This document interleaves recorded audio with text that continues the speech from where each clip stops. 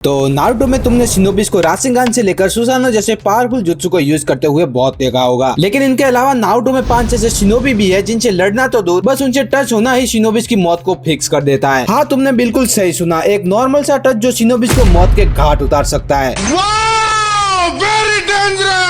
तो video start करने से पहले मैं आपको पहले ही बता देता हूँ कि इस लिस्ट में केवल वही शिनोबिस होंगे जो पॉइजन को as a primary weapon use करते हैं, और लिटरली आखिरी वाले शिनोबिस ने तो अपनी पूरी लाइफ इन पॉइजन को परफेक्ट करने में लगा दी थी। तो चलिए वीडियो को स्टार्ट करते हैं, लेकिन उससे पहले लाइक बटन को हमेशा की तरह प्रेस कर देना। नंबर 5 पर है शिजुने। हाँ, ये वही शिजुने है जो लेडी सुनाडे की असिस्टेंट है। अगर तुम सिर्फ ऐसा ही सोचते हो तो तुम बहुत बड़ी गलतफहमी में हो। शिजुने कोई ऑर्डिनरी साइड किक नहीं है, वो एक मेडिकल जीनियस है, बिल्कुल लेडी सुनाडे, साकुरा एंड काबुटो की तरह। और अगर तुम मेडिकल निंजा को सिर्फ हीलिंग तक ही लिमिटेड मानते हो तो मैं तुम्हें बता देता हूँ कि मेडिकल निंजा को ह्यूमन बॉडी की हर एक वीकनेस, जिसमें ऑर्गन से लेकर नर्वस सिस्टम कैसे काम करता है, उन सब के बारे में पता होता है। और शिजुने ने बिल्कुल इसी नॉलेज के दम पर ऐसे कस्टम पॉइजन्स को बना के रखा है जो एक स्पेशल बॉडी सिस्टम को टारगेट करते हैं, और इस काम को शिजुने इन शार्प नीडल के जरिए अंजाम देती है। लेकिन लोग शिजुने को इसलिए इग्नोर कर देते हैं क्योंकि ज्यादातर मेन फाइट में अपनी शिजुने का कोई मेजर रोल नहीं है। नंबर 4 पर है कानकुरो। कानकुरो नारुतो एनिमे का एक ऐसा कैरेक्टर है जो एनिमे की बॉडी को उनकी डेथ के बाद एज अ वेपन यूज करता है। अगर तुम्हें लगता है कि कानकुरो का मेन वेपन सिर्फ पपेट मास्टरी है तो तुम बिल्कुल गलत हो, बल्कि असली खेल तो कानकुरो इन पपेट्स के अंदर लगे पॉइजन से खेलता है, जिन्हें कानकुरो इन पपेट्स के वेपन यानी ब्लेड, नीडल और गैस के जरिए एनिमी में इंजेक्ट करता है। लेकिन अपना कानकुरो आखिर के 2 शिनोबिस की तरह इतना ज्यादा एविल नहीं है जो लिटरली शिनोबिस को टच करते ही मारने का दम रखते हैं। जैसे कि नंबर 3 पर है हांजो दी सैलेमेंडर। सीरीज में Lady Tsunade, master Jiraiya and Orochimaru, इन तीनों को लेजेंडरी शानिन का नाम इसी बंदे यानी हांजो की वजह से मिला था। और इस चीज के पीछे का रीजन इतना ज्यादा सिंपल है कि ये तीनों shinobi Lady Tsunade, master Jiraiya and Orochimaru Hanzo से लड़े और उस फाइट में जिंदा बच गए, और इसी एक चीज की वजह से हांजो ने इन्हें लेजेंडरी शानिन का नाम दिया। अब ऐसा इसलिए क्योंकि हांजो को किंग कोबरा कहना कोई गलत नहीं होगा, क्योंकि हांजो की बॉडी में एक डेडली ब्लैक सैलेमेंडर का पॉइजन इम्प्लांट किया हुआ है, जिसकी वजह से इसकी एक ब्रेथ भी इतनी ज्यादा जहरीली होती है कि ये आसपास के लोगों को मारने का दम रखती है। और यही एक वजह है कि क्यों सीरीज में हांजो हमेशा एक मास्क पहन के रखता था। लिटरली अगर ये कैरेक्टर डीमन स्लेयर में होता तो इसकी ब्रीथिंग स्टाइल होती poison breathing first form salamander death.